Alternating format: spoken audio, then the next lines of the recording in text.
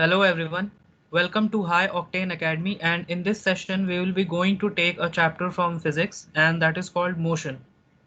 So ये chapter basically class 9th से start होता है, तो class 9th के level पे जितनी understanding इसकी होनी चाहिए तो हम इस session में वो part cover करेंगे.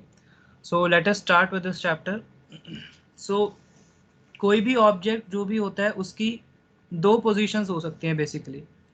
सो उसके बेसिकली दो स्टेट हो सकते हैं, हम ये कह सकते हैं उसके दो स्टेट्स हो सकते हैं. या तो वो आपका रेस्ट पोजीशन में होगा जिसको हम स्टेशनरी भी बोलते हैं,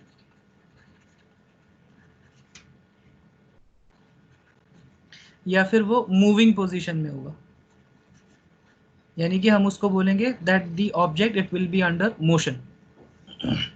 सो ये दो स्टेट होते हैं किसी भी ऑब्जेक्ट के, या तो वो रेस्ट में होगा या वो मोशन में होगा.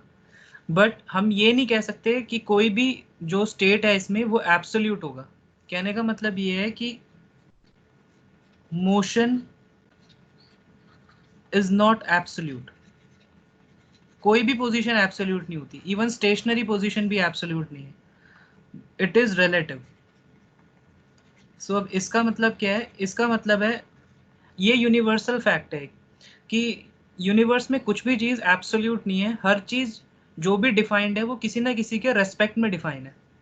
सो जैसे कि एग्जांपल लेते हैं, तो सपोज ये ट्रेन है, तो इस ट्रेन के अकॉर्डिंग जो ये बाहर आपको दिख रहे हैं इसमें ट्रीज, तो अगर कोई there is a person who is standing outside the train, ठीक है, कोई एक ऐसा पर्सन है जो ट्रेन के बाहर खड़ा हुआ है, तो उसको ये ट्रीज रेस्ट में लगेंगे क्योंकि उसके अकॉर्डिंग ये ट्री मूव नहीं कर रहे होंगे.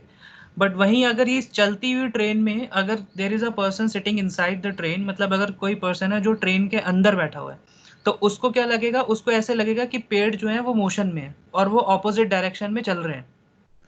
सो ये जनरल फैक्ट है. अगर हम इमेजिन करके सोचें तो हमें ये पूरी चीज़ क्लियर हो जाएगी. ये आई होप आप सब ने एक्सपीरियंस किया होगा एक ना एक बार इस चीज़ को, कि जब हम किसी भी चलती हुई उसमें व्हीकल में बैठते हैं तो हमें ऐसा लगता है बाहर के सारे स्टेशनरी ऑब्जेक्ट भी मूव कर रहे हैं. सो इसलिए हमारे अकॉर्डिंग, मतलब जो ट्रेन के अंदर जो पर्सन बैठा है उसके अकॉर्डिंग ट्री का पोजीशन क्या है? ट्री की पोजीशन है मोशन में.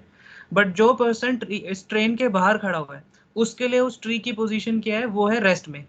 सो इसलिए एक ही ऑब्जेक्ट की दो पोजीशन हो गई, दो स्टेट्स हो गए. सो ये कैसे हुआ? दो स्टेट्स क्यों हो गए? क्योंकि यहाँ पे फ्रेम ऑफ रेफरेंस चेंज हो गया. सो एक वर्ड और आता है फिजिक्स में जिसको हम बोलते हैं frame of reference. So frame of reference basically वो चीज होती है जहां से हम लोग किसी ऑब्जेक्ट को देख रहे होते हैं. जैसे फॉर एग्जांपल अगर कोई पर्सन ट्रेन के अंदर बैठा है, उसको ये ऑब्जेक्ट मोशन में लग रहा है, बाहर वाला जो ट्री है, तो उसको ये ट्री कहाँ से मोशन में लग रहा है? उसका फ्रेम ऑफ रेफरेंस क्या हो गया? ट्रेन. क्योंकि वो मूविंग ट्रेन में बैठा हुआ है, इसलिए उसको बाहर जितने भी ट्री हैं वो सारे मोशन में लग रहे हैं. इसी तरह से अगर देर is a person who is standing outside the train, उसको लेकिन ये जो ट्री है ये सारे रेस्ट में लग रहे हैं, तो ये सारे ट्री रेस्ट में उस पर्सन के लिए किस फ्रेम ऑफ रेफरेंस से ही कैलकुलेटेड है? वो है आपका ग्राउंड बेसिकली, क्योंकि वो ग्राउंड पे खड़ा हुआ है. सो इसी तरह मोशन भी आपका सिर्फ जो डिफाइन हो सकता है वो आपका किसी ना किसी फ्रेम ऑफ रेफरेंस के बेसिस पे ही डिफाइन हो सकता है. सो एक एग्जांपल और लेते हैं इसका. जैसे सपोज एक टेबल रखा हुआ है और टेबल पे बुक्स रखी हुई है, तो अगर हम लोग टेबल के लेट से सामने चेयर पे बैठे हुए हैं, हमें क्या लगेगा कि वो बुक रेस्ट पे है. But suppose if there is a person who is in the space, मतलब outside the earth, that is there is a person who is in the space, तो अगर स्पेस से कोई उस टेबल को देखेगा या उस बुक को देखेगा तो उसको क्या लगेगा कि वो बुक जो है मूव कर रही है. क्यों? क्योंकि आपकी अर्थ जो है वो आपकी हमेशा मूव कर रही होती है. सो उसी के साथ साथ सारी चीजें मूव करती हुई दिखेगी. सो यहाँ पर भी वही सेम चीज हो गई कि आपकी सेम ऑब्जेक्ट की दो पोजीशंस हो गई. दो पोजीशन क्यों हो गई? दो स्टेट्स क्यों हो गए उसके? क्योंकि यहाँ पे फ्रेम ऑफ रेफरेंस चेंज हो गया. एक बार वो बुक जो है वो रेस्ट पे, किस फ्रेम ऑफ रेफरेंस पे के बेसिस पे वो रेस्ट में थी? वो है the person who is sitting on the chair, right. और जो बुक है वो जो है आपकी मोशन के स्टेट में कब हुई? उस किस रिस्पेक्ट में हुई? बेसिकली किस फ्रेम ऑफ रेफरेंस से हुई? वो है the person who is in the space. तो यानी वहां पे कौन सा फ्रेम ऑफ रेफरेंस हो गया? स्पेस में, मतलब स्पेस हो गया आपका वो फ्रेम ऑफ रेफरेंस. सो ये चीज होती है फ्रेम ऑफ रेफरेंस और मोशन का ये फैक्ट कि वो एब्सोल्यूट नहीं होता, वो हमेशा रिलेटिव होता है.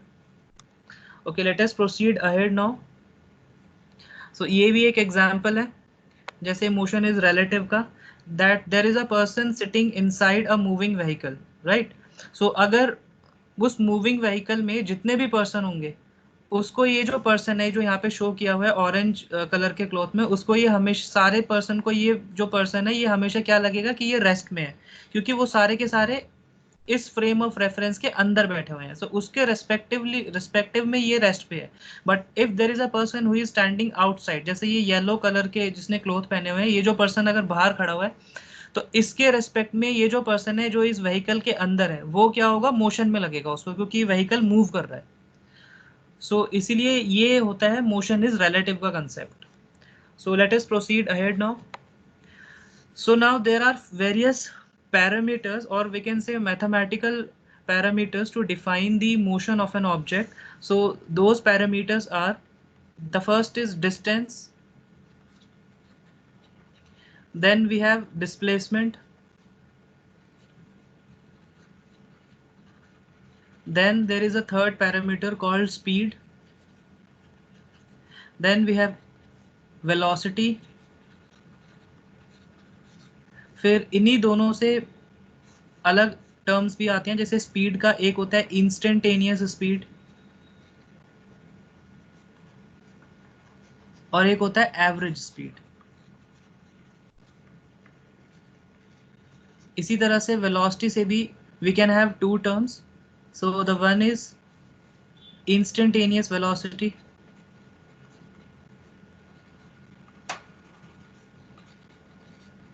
and the other is average velocity।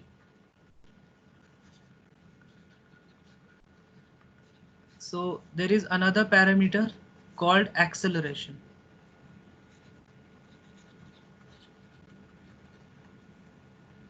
So these are the fundamental parameters which define the state of an object। Okay, so let us study them one by one। So let us first take distance।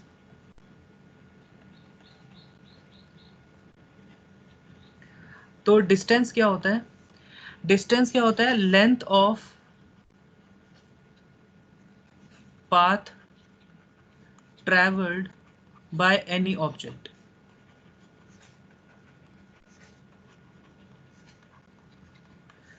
So distance क्या होता है? किसी भी object ने जो भी path travel किया है उसकी लेंथ को हम क्या बोलते हैं? डिस्टेंस बोलते हैं। और इसकी एसआई यूनिट क्या होती है? जैसे फिजिक्स में हर एक चीज की, नॉट इवन फिजिक्स, पूरे साइंस में हर एक पैरामीटर की, जो जो पैरामीटर आप पढ़ोगे उस सब की एसआई यूनिट होती है। तो डिस्टेंस की एसआई यूनिट होती है मीटर, और इसकी बाकी की यूनिट्स भी होती हैं, किलोमीटर्स, माइल्स और inches. So there are various other units to define the distance, but the SI unit, that is the standard unit, is meters।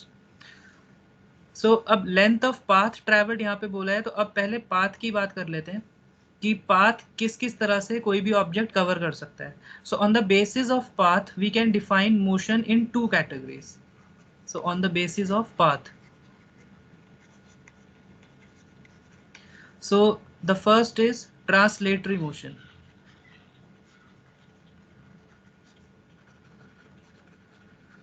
the second is circular motion,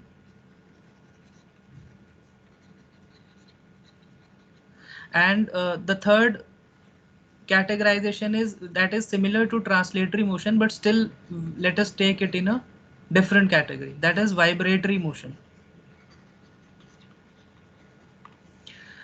तो motion की तीन categories होती हैं। किस basis पे ये categorise हुआ है कि कोई ऑब्जेक्ट कैसा पाथ चल रहा है। तो ट्रांसलेटरी मोशन मतलब क्या होता है कि जहां पे जो ऑब्जेक्ट है वो आपका एक स्ट्रेट लाइन में चल रहा हो, स्ट्रेट लाइंस में चल रहा हो। इस ट्रांसलेटरी मोशन को हम लीनियर मोशन भी बोलते हैं। मतलब वो एक लीनियर पाथ कवर कर रहा हो। लीनियर मतलब अलोंग दी लाइंस, मतलब डायरेक्शन चेंज कर सकता है बट वो लाइंस के फॉर्म में ही अपना मोशन करेगा। जैसे for example this this suppose कोई ऑब्जेक्ट इस तरह से चलता है, सो ये क्या हो गया? ये ट्रांसलेटरी मोशन का एग्जांपल है, क्योंकि यहाँ पे हर बार ऑब्जेक्ट जो है वो आपका लाइंस में चल रहा है, एक परफेक्ट स्ट्रेट लाइन में चल रहा है। सो this is an example for translatory motion.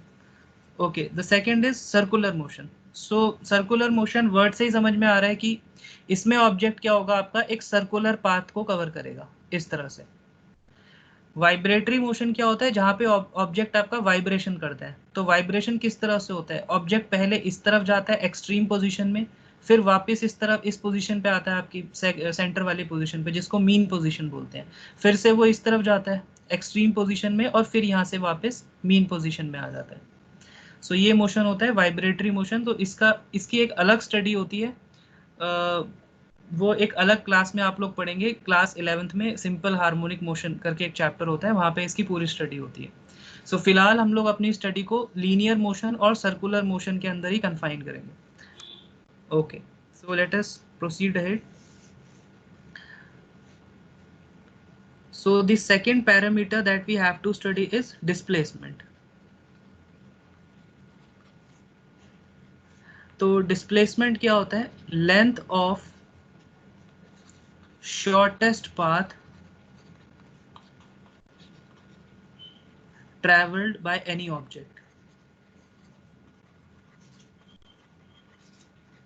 So displacement क्या हो गया, किसी भी ऑब्जेक्ट ने जो भी पाथ ट्रेवल किया है उसमें शॉर्टेस्ट डिस्टेंस कितना होगा, मतलब वो कौन सा शॉर्टेस्ट ऐसा पाथ है जिसको वो फॉलो करके जल्दी से जल्दी पहुंच जाए फाइनल पोजीशन पे। सो वो जो लेंथ होगी उसको क्या बोलेंगे, डिस्प्लेसमेंट बोलेंगे।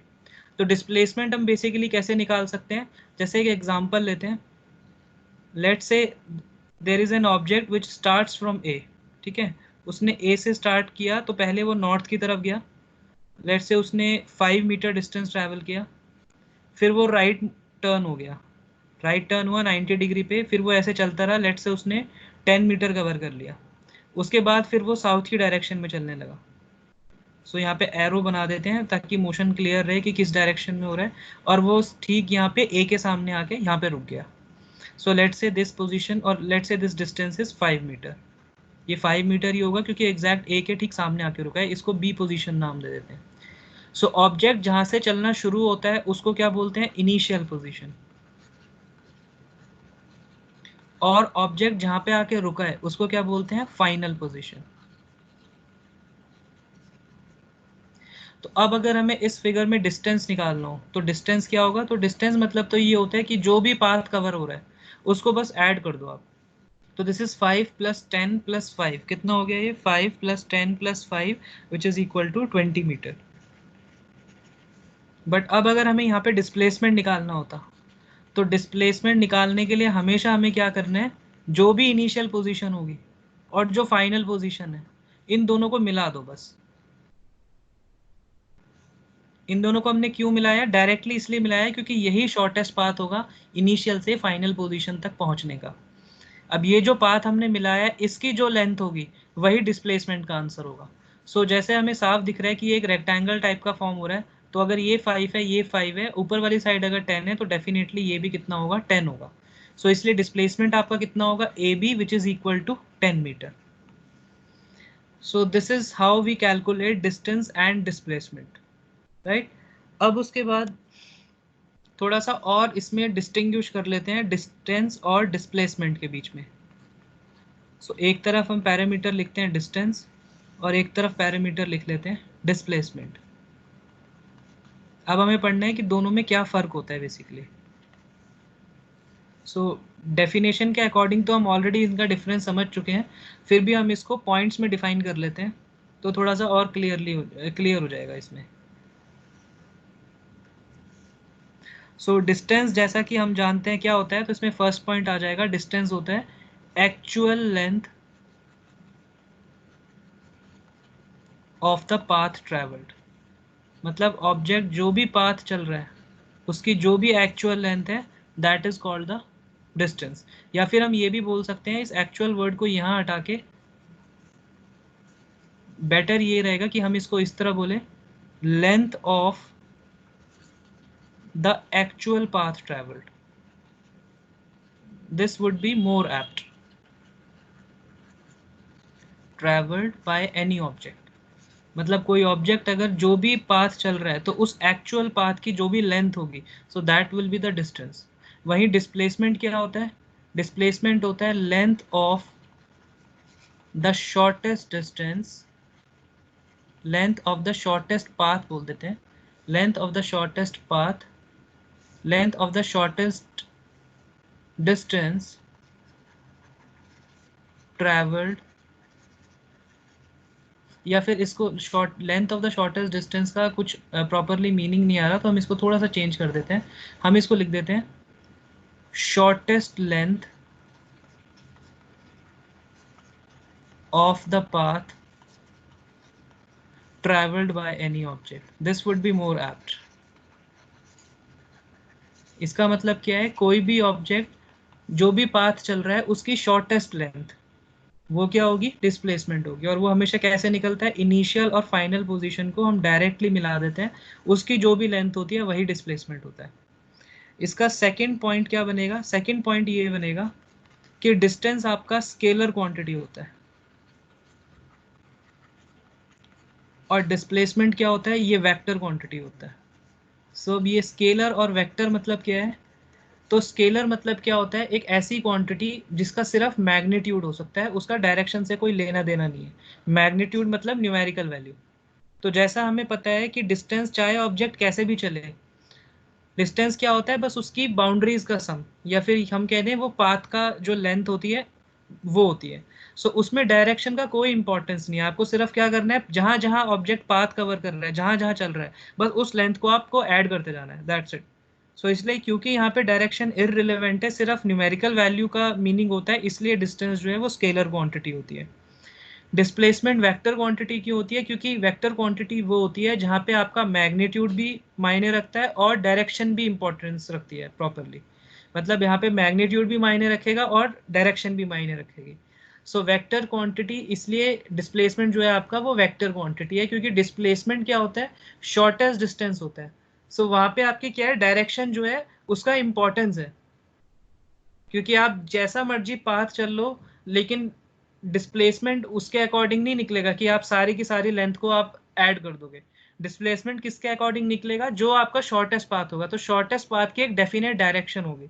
सो इसलिए यहाँ पे डायरेक्शन भी मैटर कर रही है, इसलिए डिस्प्लेसमेंट जो है वो एक वेक्टर क्वांटिटी होती है। तो वेक्टर क्वांटिटी को हम हमेशा मैग्नीट्यूड तो उसका शो करते ही करते हैं, साथ में उसकी डायरेक्शन भी शो करते हैं। Third point, so third point इसमें ये हो सकता है कि डिस्टेंस कभी भी जीरो नहीं हो सकता, distance can never be zero, but displacement can be zero. Displacement zero हो सकता है, ये कब पॉसिबल है, ये तब पॉसिबल है जब हमारी इनिशियल और फाइनल पोजीशन सेम हो। जब इनिशियल और फाइनल पोजीशन सेम होगी तो ऑब्जेक्ट का डिस्प्लेसमेंट कितना होगा, जीरो होगा, क्योंकि डिस्प्लेसमेंट क्या होता है, इनिशियल और फाइनल पोजीशन के बीच में जो डायरेक्ट पाथ होता है उसकी लेंथ। तो अगर अब इनिशियल और फाइनल पोजीशन ही एक हो गई तो डायरेक्ट पाथ क्या होगा, वो नेगली मतलब वो जीरो होगा एक्चुअली, क्योंकि वो वही पॉइंट होगा। जैसे फॉर एग्जाम्पल, एक एग्जाम्पल लेते हैं, एक ऑब्जेक्ट है ए, वो यहाँ से गया पहले बी तक, उसके बाद फिर वो वापस आ गया, पहले वो ऐसे गया बी तक, फिर वो वापस आ गया बी से ए तक। सो ये ऑब्जेक्ट ए से पहले बी गया, फिर बी से वापस ए पे आ गया। सो लेट से इसकी लेंथ मान लेते हैं कुछ, लेट से दिस इज 10 मीटर। तो अगर हमें यहाँ पे डिस्टेंस निकालना होगा, तो डिस्टेंस कितना होगा, 10 मीटर वो पहले ए से बी गया, फिर 10 मीटर वो बी से ए आने में कवर करेगा, तो टोटल कितना डिस्टेंस हो गया, 20 मीटर। सो डिस्टेंस बोला होता तो 20 मीटर होता, बट क्योंकि डिस्प्लेसमेंट भी पूछ सकते हैं, तो डिस्प्लेसमेंट इस केस में क्या होगा, जहां से चलना उसने शुरू किया वहीं उसने खत्म किया, मतलब उसकी इनिशियल और फाइनल पोजीशन सेम है, तो इसलिए डिस्प्लेसमेंट क्या होगा यहाँ पे, जीरो, क्योंकि शॉर्टेस्ट पाथ यहाँ पे होगा ही नहीं, वो जीरो होगा, वो एक पॉइंट ही होगा बेसिकली, तो उसकी लेंथ कुछ नहीं होगी। सो ये एक एग्जाम्पल था जहाँ पे डिस्प्लेसमेंट जीरो हो सकता है। चौथा पॉइंट ये होता है, उसको हम एज एक कॉमन पॉइंट की तरह लिख लेते हैं। चौथा पॉइंट ये होता है, आपका डिस्प्लेसमेंट जो है वो हमेशा या तो छोटा होगा या बराबर हो सकता है डिस्टेंस के, कभी भी डिस्टेंस से बड़ा नहीं होगा डिस्प्लेसमेंट, क्योंकि डिस्प्लेसमेंट होता ही आपका शॉर्टेस्ट पाथ है, वो हमेशा डिस्टेंस से छोटा ही होगा। बराबर भी हो सकता है, बराबर किस केस में होगा, जैसे फॉर एग्जांपल एक ऑब्जेक्ट ने ए से चलना शुरू किया और बी पे रुक गया, और let's say this distance is 5 metre, तो अगर डिस्टेंस इसका निकाले कितना होगा, 5 मीटर। अगर हम यहाँ से डिस्प्लेसमेंट निकालें तो डिस्प्लेसमेंट क्या होता है, इनिशियल पोजीशन और फाइनल पोजीशन को डायरेक्टली जोड़ दो, तो ये ऑलरेडी लिंक्ड है यहाँ पे डायरेक्टली, और ये लेंथ कितनी है 5 मीटर, तो इस केस में डिस्टेंस और डिस्प्लेसमेंट दोनों सेम आ रहे हैं।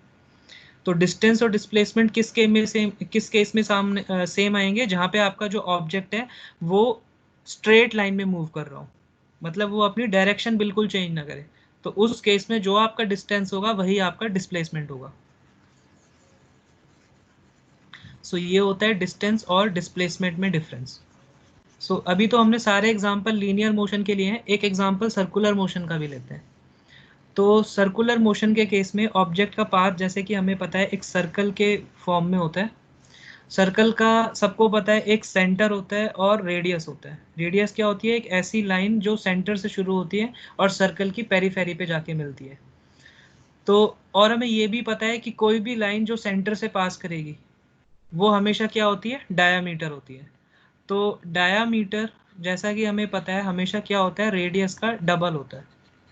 ऐसा क्यों होता है, जैसे एग्जांपल ये डायमीटर ए बी है यहाँ पे, तो ये आर है, ये वाली लेंथ, तो ये लेंथ भी तो आर होगी क्योंकि ये भी वही लाइन है जो सेंटर से शुरू हो रही है और सर्कल की पेरीफेरी पे खत्म हो रही है। सो इसलिए अगर हम डायमीटर निकाले ए बी तो वो कितना आएगा, r plus r, that is equal to 2r। So therefore diameter is twice of the radius. और अगर हमें सर्कल की पेरीफेरी निकालनी है, मतलब ऑब्जेक्ट जैसे यहाँ से चलना शुरू हुआ, लेट्स से एक एग्जांपल और ले लेते हैं यहाँ पे कि let's say this is a circular path, object ने यहाँ से चलना शुरू किया ए से और वो वापस ए पे आके रुक गया, तो उसने पूरा सर्कल कवर कर लिया एक तरीके से। तो इसलिए ऐसे कंडीशन में अगर हमें डिस्टेंस निकालना होगा तो हमें इस सर्कल की लेंथ चाहिए होगी।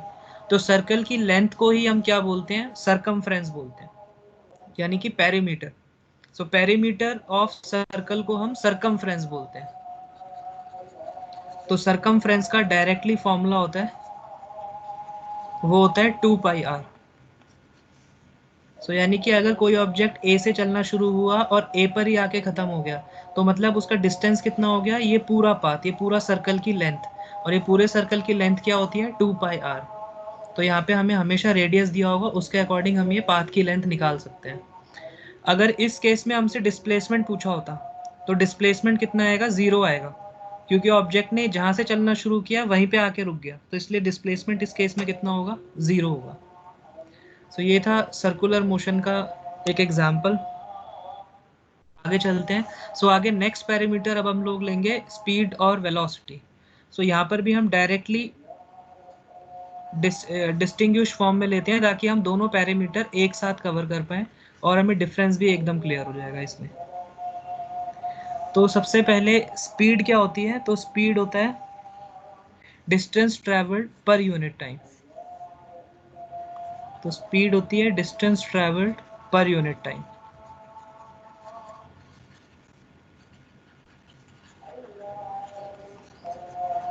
तो यूनिट टाइम मतलब क्या होता है, जब टाइम 1 होता है, टाइम की वैल्यू 1 होती है, या तो 1 आवर हो या 1 मिनट हो या 1 सेकेंड हो। सो किसी भी केस में जो भी डिस्टेंस ऑब्जेक्ट चलेगा तो वो क्या हो जाएगा, वो स्पीड हो जाएगा बेसिकली। सो डिस्टेंस जितना चला ऑब्जेक्ट यूनिट टाइम में, उसी को हम क्या बोलते हैं, स्पीड बोलते हैं। तो इसकी एसआई यूनिट क्या होती है, इसकी एसआई यूनिट होती है मीटर पर सेकेंड। सो क्वाइट क्लियर है ये कि इसके SI unit metre per second क्यों होगी, क्योंकि यहाँ से इसका फॉर्मूला कितना बन जाता है, अगर हम डायरेक्टली डेफिनेशन से इसका फॉर्मूला निकालें तो speed is equal to distance per unit time होता है। तो पर का मतलब डिवीजन और नीचे क्या आ जाता है, टाइम। सो ये होता है स्पीड का फॉर्मूला। और उसकी SI unit metre per second की होती है, क्योंकि डिस्टेंस की unit metre, SI unit metre होती है और टाइम की सेकंड होती है, तो मीटर बाय सेकंड आपका मीटर पर सेकंड ही होता है। वहीं वेलोसिटी क्या होता है, वेलोसिटी होता है displacement travelled per unit time.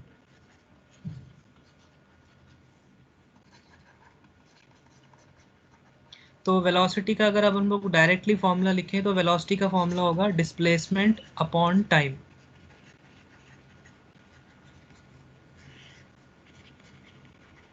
इसकी भी एसआई यूनिट क्या होती है, मीटर पर सेकंड ही होती है, क्योंकि डिस्प्लेसमेंट की यूनिट मीटर और टाइम की यूनिट सेकंड होती है। Okay, second point. So second point ये होगा कि स्पीड कभी भी 0 नहीं हो सकती।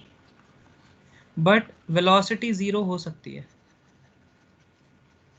वेलोसिटी जीरो कब होगी? जब डिस्प्लेसमेंट जीरो होगा, क्योंकि वेलोसिटी बेसिकली क्या होता है, डिस्प्लेसमेंट अपॉन टाइम होता है। तो अगर डिस्प्लेसमेंट ही जीरो होगा तो उस केस में वेलोसिटी भी कितनी होगी? जीरो होगी। So velocity can be zero, zero हो सकती है। सो ये बेसिक डिफरेंसेस होते हैं। हाँ, थर्ड इंपॉर्टेंट डिफरेंस कि जो स्पीड होती है that is scalar quantity, but जो वेलोसिटी होती है that is vector quantity. So again the relation is same as that of the distance and displacement, क्योंकि स्पीड जो होती है वो आपकी distance travelled per unit time होती है, इसलिए ये स्केलर होती है। क्योंकि यहाँ पे डायरेक्शन का कोई इंपॉर्टेंस नहीं होता, बस जितना डिस्टेंस ऑब्जेक्ट किसी भी डायरेक्शन में ट्रैवल कर रहा है उतना पर यूनिट टाइम में निकाल लेते हैं, और वो आंसर क्या होता है? वो स्पीड होता है। सो इसलिए स्पीड जो होती है आपकी वो स्केलर क्वांटिटी होती है। वही वेलोसिटी वेक्टर क्वांटिटी क्यों होती है? क्योंकि इसमें डायरेक्शन का भी इंपॉर्टेंस होता है मैग्नीट्यूड के साथ, क्योंकि यहाँ पे फॉर्मूले में डिस्प्लेसमेंट आ रहा है। तो डिस्प्लेसमेंट ट्रैवल पर यूनिट टाइम क्या होगी? आपकी वेलोसिटी होगी। अब जो आपकी स्पीड होती है वो हमेशा ग्रेटर देन इक्वल टू होती है वेलोसिटी। सेम जो डिस्टेंस और डिस्प्लेसमेंट में रिलेशन था वही यहाँ पे होता है। तो ऐसा क्यों होता है? ऐसा इसलिए होता है क्योंकि स्पीड एक्चुअल डिस्टेंस ट्रैवल पर यूनिट टाइम होता है, तो डिस्टेंस क्योंकि डिस्प्लेसमेंट से हमेशा बड़ा या बराबर होता है, सो इसलिए स्पीड और वेलोसिटी का भी वही रिलेशन होता है। अब स्पीड और वेलोसिटी बराबर कब रहेंगे? जब आपके ऑब्जेक्ट की डायरेक्शन स्ट्रेट रहेगी, मतलब जब ऑब्जेक्ट आपका सिर्फ एक ही डायरेक्शन में ट्रैवल कर रहा होगा, वो डायरेक्शन चेंज नहीं करेगा। तो जब भी ऑब्जेक्ट डायरेक्शन चेंज नहीं करेगा उस केस में स्पीड और वेलोसिटी की वैल्यू सेम होती है, क्योंकि वहां पे फिर वो डायरेक्शन एक ही डायरेक्शन है, तो उसका मैग्नीट्यूड बराबर होता है स्पीड और वेलोसिटी का। किस केस में? जब ऑब्जेक्ट स्ट्रेट डायरेक्शन में चल रहा होता है। लेकिन स्पीड अब लेकिन फिर भी इस केस में ये नहीं होगा कि वेलोसिटी आपकी उस केस में स्केलर बन जाएगी, वेलोसिटी हमेशा वेक्टर रहेगी, क्योंकि इस केस में भी एक स्पेसिफिक डायरेक्शन तो है ही। तो हम ये कह सकते हैं कि जैसे लेट से ऑब्जेक्ट की स्पीड 5 मीटर पर सेकंड है, तो स्पीड और वेलोसिटी की दोनों का मैग्नीट्यूड तो यहाँ पे सेम ही होगा, वेलोसिटी भी 5 मीटर पर सेकंड होगी, पर वेलोसिटी का आंसर जो होता है वो हम हमेशा डायरेक्शन के साथ देते हैं। सो वो क्या होगा? 5 metre per second towards east. सो इस तरह से यहाँ पे ये आंसर हो जाएगा इसका। सो this is the basic difference between speed and velocity.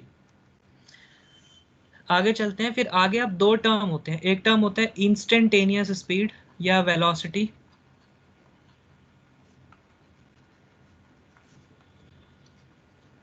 तो इंस्टेंटेनियस स्पीड या वेलोसिटी क्या होती है?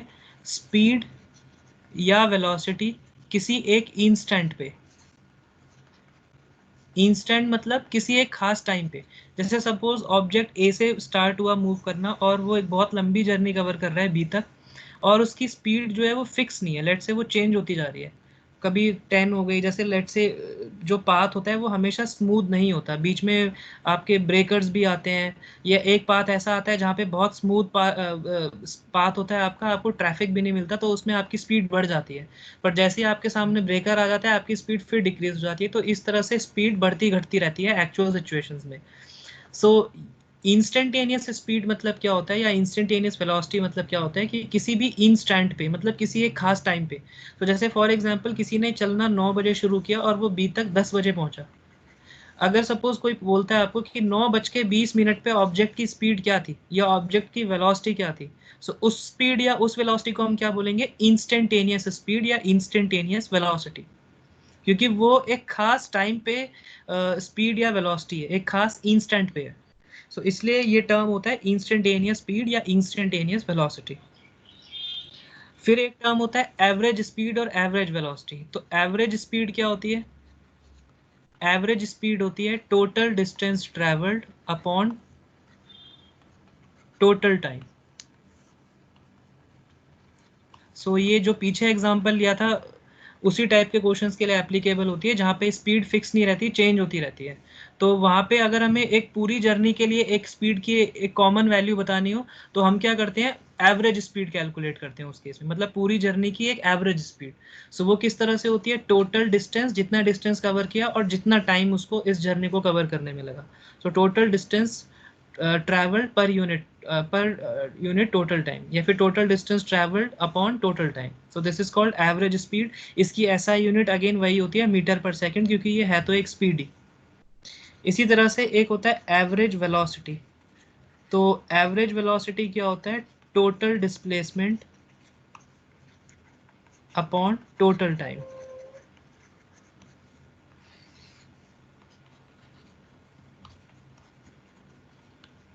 सो ये होता है एवरेज स्पीड और एवरेज वेलोसिटी में डिफरेंस, और इंस्टेंटेनियस और स्पीड और इंस्टेंटेनियस वेलोसिटी।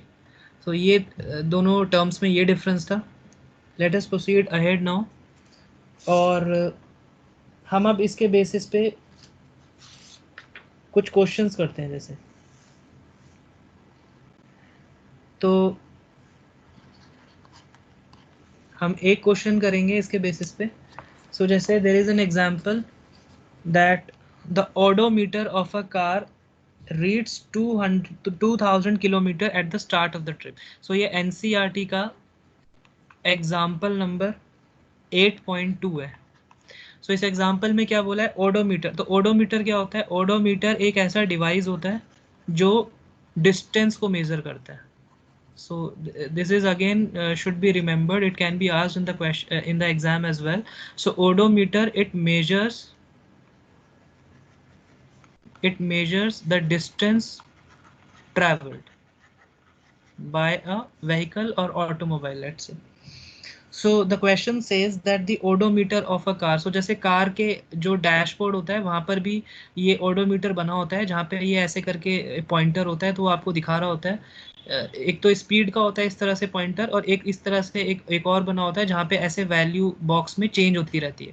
तो जैसे यहाँ पे लेट से 25,000 लिख के आ रहा है, तो इसका मतलब क्या है कि आपका जो व्हीकल है वो 25,000 किलोमीटर चल चुका है। सो ओडोमीटर का ये काम होता है। तो जैसे क्वेश्चन में बोला है कि कोई एक कार है जिसका ओडोमीटर स्टार्टिंग में 2000 रीडिंग पे था, मतलब वो स्टार्टिंग में ही 2000 रीडिंग पे था, जीरो रीडिंग पे नहीं था, और ट्रिप के एंड में उसकी रीडिंग कितनी हो गई? 2400 किलोमीटर हो गई। सो कितना डिस्टेंस ट्रैवल किया उसने? देखा जाए तो 400 किलोमीटर, क्योंकि 2000 किलोमीटर तो ऑलरेडी स्टार्टिंग में था, बाद में 2400 किलोमीटर हो गया। So the distance travelled is 400 kilometre. आगे क्वेश्चन में बोला है कि इस ट्रिप को कवर करने में कितना टाइम लगता है? 8 आवर्स लगता है।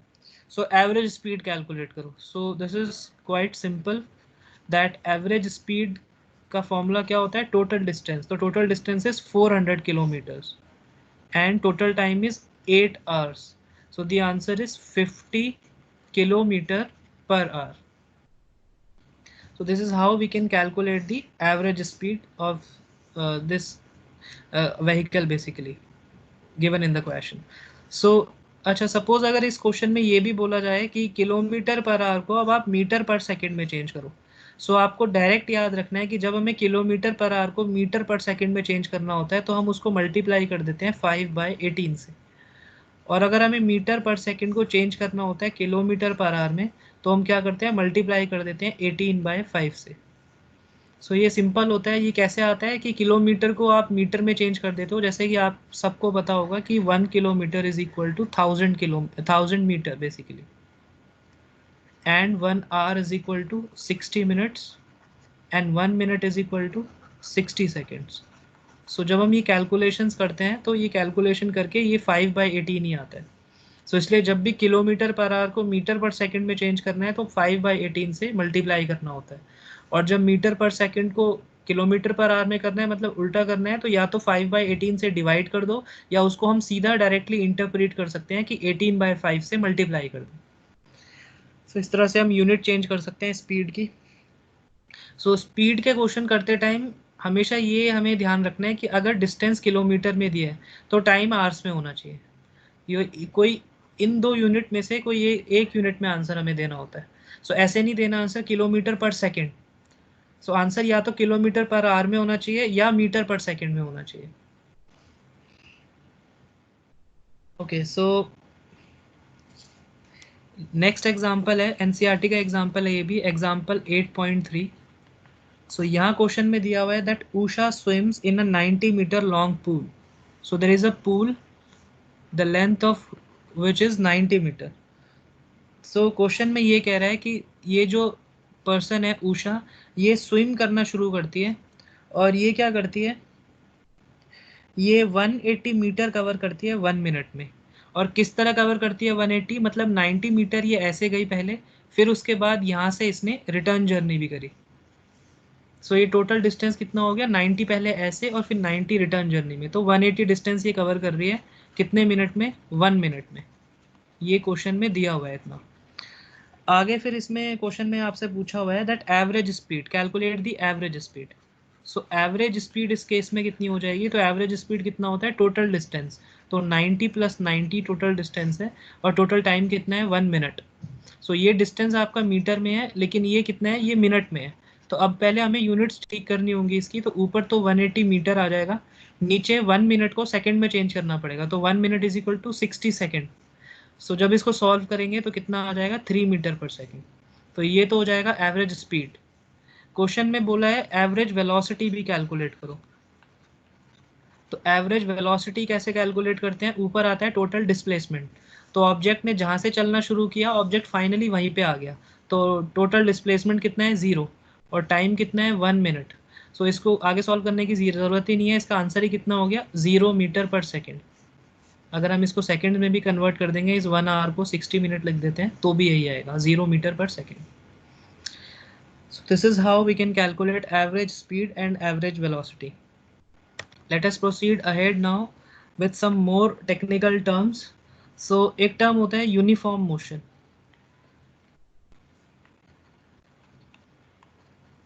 और एक टर्म होता है non uniform motion. So there is a one term uniform motion and the other term is non-uniform motion. So what is the difference between these two technical terms? So uniform motion is what? Uniform motion is when an object covers equal distances in equal interval of time.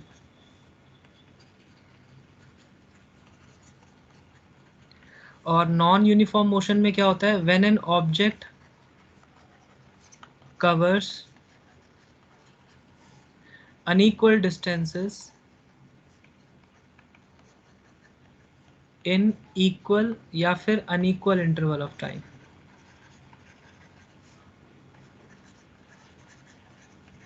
So this is non-uniform motion. So basically सीधा पढ़ के यहाँ पे समझ में आ रहा है कि अगर कोई object equal interval of time में, इंटरवल मतलब गैप होता है, तो मतलब टाइम के इक्वल गैप में अगर कोई ऑब्जेक्ट बराबर डिस्टेंस चल रहा है, तो वो मोशन यूनिफॉर्म मोशन होगा। जैसे फॉर एग्जांपल अगर किसी ऑब्जेक्ट ने 9 बजे चलना शुरू किया, लेट से अगले 1 घंटे में मतलब 10 बजे में उसने कितना कवर किया, लेट से 50 मीटर, फिर अगले 1 घंटे में भी उसको 50 मीटर ही कवर करना है, तभी वो यूनिफॉर्म मोशन कर पाएगा। फिर अगले 1 घंटे में भी 12 o'clock पे भी, मतलब जब हम डिस्टेंस मेजर करेंगे तो वो 50 मीटर ही होगा। सो अगर कोई ऑब्जेक्ट इस तरह का पैटर्न फॉलो कर रहा है, तो ये क्या होता है, ये यूनिफॉर्म मोशन होता है, तो हम बोल देते हैं कि ऑब्जेक्ट यूनिफॉर्म मोशन में। नॉन यूनिफॉर्म मोशन में क्या होता है, जैसे कोई ऑब्जेक्ट 9 बजे से चलना शुरू हुआ, लेट से 9:30 पे ऑब्जेक्ट ने 50 मीटर चला, ठीक है, लेट से 10 ही ले लेते हैं यहाँ पे, कि 1 घंटे में 50 मीटर चला। अगली बार क्या हुआ कि 10:30 पे ही ऑब्जेक्ट ने 50 मीटर कवर कर दिया। तो यहाँ पे क्या था, 1 घंटे में 50 मीटर कवर हुआ था, यहाँ आधे घंटे में 50 मीटर कवर हो रहा है। तो मतलब क्या है, टाइम इंटरवल इक्वल नहीं है, डिस्टेंस तो इक्वल है यहाँ पे, पर टाइम इंटरवल इक्वल नहीं है। तो दोनों में से जो कोई भी चीज़ अगर अनइक्वल हो जाती है, या तो डिस्टेंस अनइक्वल हो जाए, या टाइम इंटरवल अनइक्वल हो जाए, या दोनों अनइक्वल हो जाए, तो उस केस में ऑब्जेक्ट क्या होता है, नॉन यूनिफॉर्म मोशन में होता है। So this is what we can conclude about uniform motion and non-uniform motion. Let us proceed ahead now. So जैसा हमने अभी अभी पढ़ा कि एक फॉर्मूला पढ़ा था, that speed is equal to distance upon time, या कह दो velocity is equal to displacement upon time. तो मैं एक ही रिलेशन लिखता हूँ यहाँ पे, जैसे मैंने ये लिखा। So ये जो रिलेशन होता है, this is applicable only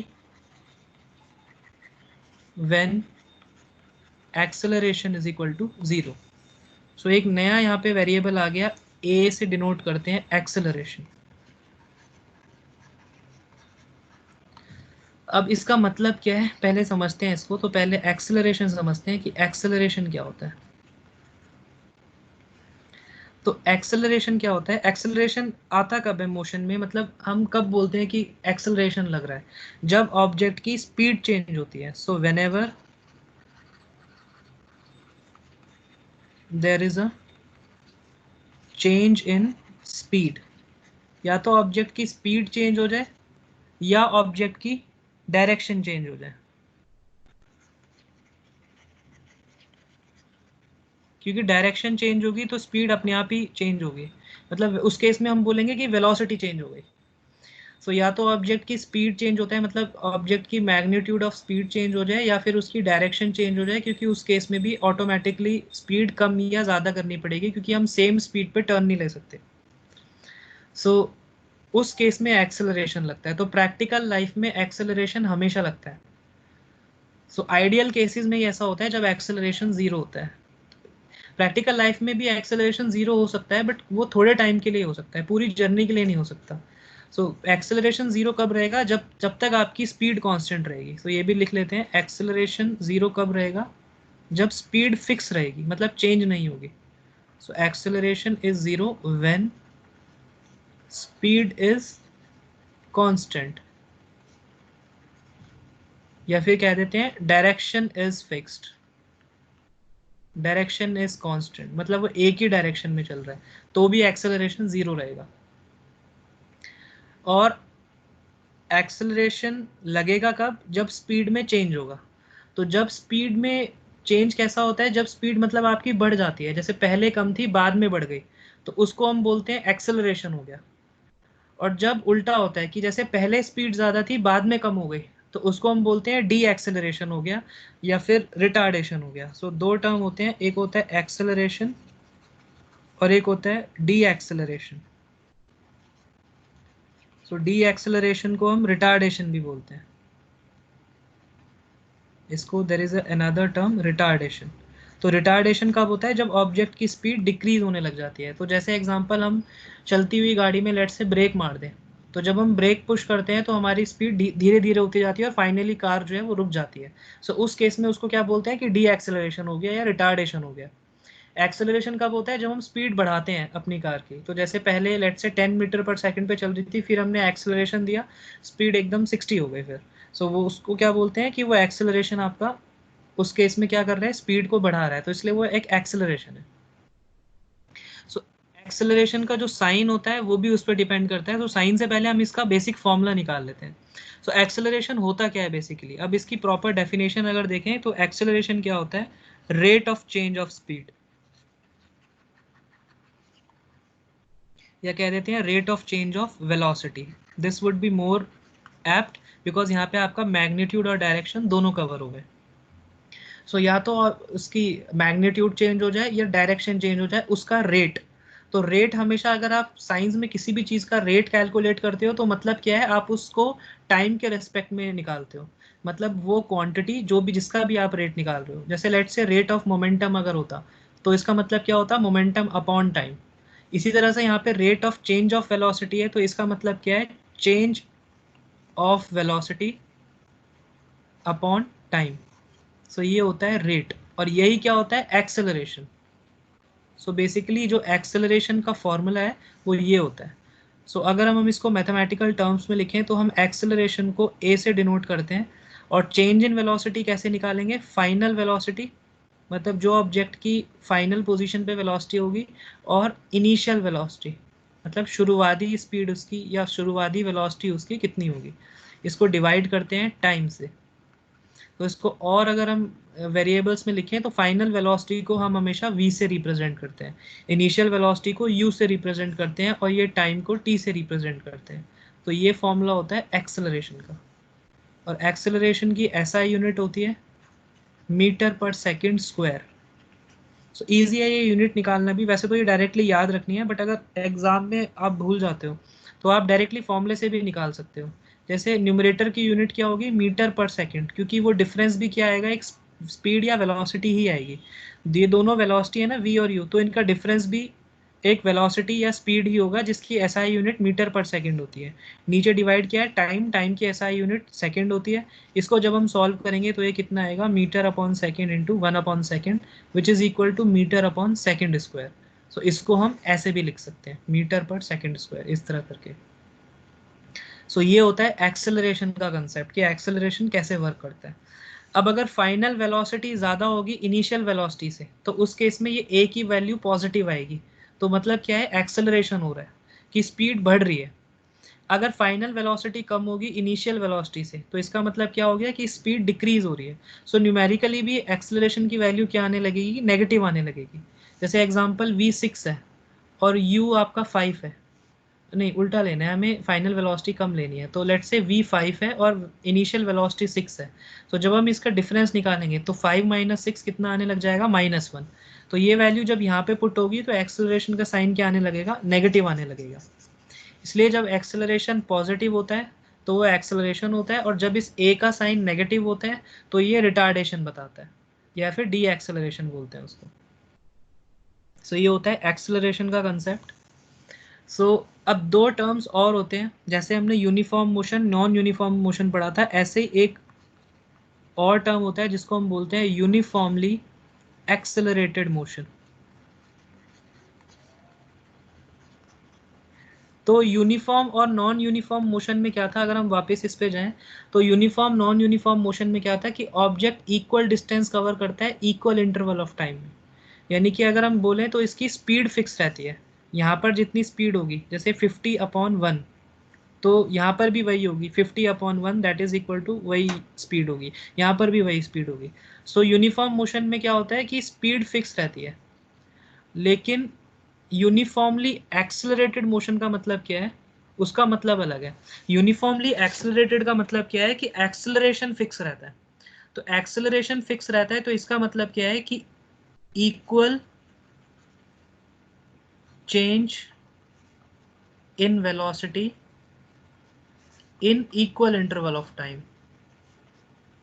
क्योंकि एक्सेलरेशन तो चेंज इन वेलोसिटी से डिफाइन होता है। सो इसलिए यहाँ पे जो यूनिफॉर्मली एक्सेलरेटेड मोशन हम कब बोलेंगे, जब इक्वल इंटरवल ऑफ टाइम में वेलोसिटी इक्वल अमाउंट से चेंज हो रही है। जैसे फॉर एग्जांपल कोई ऑब्जेक्ट 9 बजे चलना शुरू करता है, उसकी स्पीड लेट से 10 मीटर पर सेकंड थी, या वेलोसिटी बोल देते हैं। तो 10 ओ क्लॉक पे उसकी वेलोसिटी मान लेते हैं 20 मीटर पर सेकंड हो गई। सो अगले 11 बजे उसकी वेलोसिटी फिर 10 बढ़ेगी, कितना हो जाएगा, 30 मीटर पर सेकंड। फिर 12 बजे भी उसकी वेलोसिटी कितनी हो जाएगी, 40 मीटर पर सेकंड। तो मतलब 10-10 का चेंज आ रहा है। सो इसलिए यहाँ पे इक्वल अमाउंट से बढ़ रहा है और इक्वल इंटरवल ऑफ टाइम में, क्योंकि एक एक घंटे का टाइम स्पैन है। तो इसलिए ऐसा मोशन क्या होगा, यूनिफॉर्मली एक्सेलरेटेड मोशन होगा। नॉन यूनिफॉर्मली एक्सेलरेटेड मोशन में क्या होगा, ये चेंजेस इक्वल नहीं होंगे, ये चेंजेस अलग अलग होंगे। सो इसलिए वो आपका मोशन क्या होगा, नॉन यूनिफॉर्म एक्सेलरेटेड मोशन। सो हमें ध्यान रखना है यूनिफॉर्म एक्सेलरेटेड। अच्छा, ये जो सिर्फ अगर यूनिफॉर्म मोशन कोई बोलेगा तो सिर्फ यूनिफॉर्म मोशन में डेफिनेटली एक्सेलरेशन क्या होगा, जीरो होगा, क्योंकि यहाँ पे स्पीड आपकी सेम रहती है। लेकिन अगर हम यहाँ पे बोले यूनिफॉर्मली एक्सेलरेटेड मोशन में, तो यहाँ पे एक्सेलरेशन जीरो नहीं होगा, क्योंकि यहाँ पे एक्सेलरेशन तो होगा कुछ ना कुछ, क्योंकि स्पीड आपकी चेंज हो रही है। फिर वो बात अलग है कि यहाँ पे एक्सेलरेशन सेम होगा, हम ये बोल सकते हैं कि यहाँ पे एक्सेलरेशन सेम होगा यूनिफॉर्मली एक्सेलरेटेड मोशन में हर एक टाइम इंटरवल में। सो ये था यूनिफॉर्मली एक्सेलरेटेड और नॉन यूनिफॉर्मली एक्सेलरेटेड मोशन का कंसेप्ट। आगे अब हम लोग पढ़ते हैं थ्री इक्वेशंस ऑफ मोशंस। तो मोशन की तीन इक्वेशन होती हैं।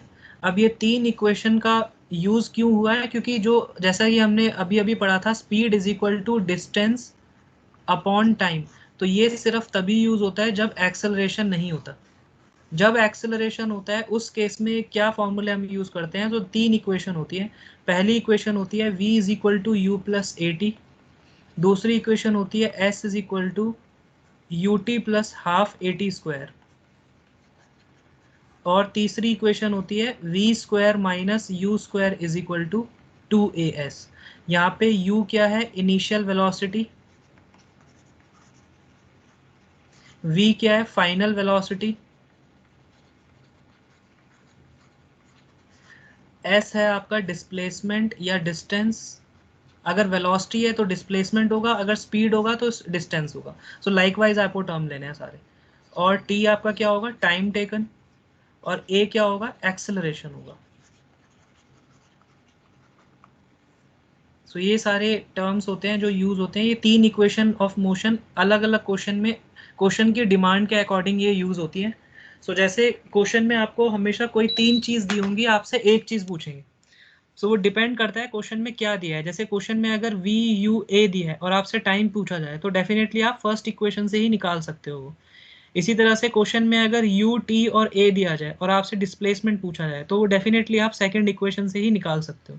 सो हर एक इक्वेशन का अपना एक यूज होता है कि वो डिपेंड करता है क्वेश्चन में आपको क्या क्या वेरिएबल दिए हैं। सो आप कोई भी क्वेश्चन फिजिक्स का इससे रिलेटेड है तो उसको करने का सबसे इजी वे ये है कि हम हमेशा पहले ये लिख लेते हैं कि क्या दिया हुआ है। जैसे u की वैल्यू ये दी हुई है, v की वैल्यू ये दी है, s की वैल्यू ये दी है, और जो भी आपको पैरामीटर्स दिए हैं, फिर उसके अकॉर्डिंग आप सोचो कि इन वेरिएबल्स को रिलेट करती हुई कौन सी इक्वेशन है इसमें से। सो जो भी इक्वेशन आपको लगेगी वही इक्वेशन आप डायरेक्टली अप्लाई करेंगे।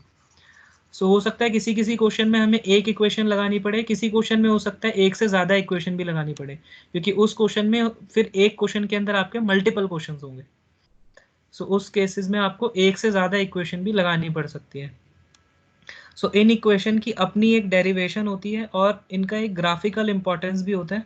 जो भी हमने पीछे पढ़ा है अभी तक उन सबको हम ग्राफ पे भी रिप्रेजेंट कर सकते हैं, उनका ग्राफिकल रिप्रेजेंटेशन भी होता है, जो हम नेक्स्ट सेशन में कवर करेंगे। क्योंकि इस सेशन में सिर्फ हमको एक बेसिक कवर करना था ऑन अ सरफेस कि चीज़ें क्या होती हैं, किस तरह से हम लोग करते हैं। तो अगर आपने इतना कवर कर लिया तो आप कोई भी न्यूमेरिकल तो इजीली सॉल्व कर सकते हो।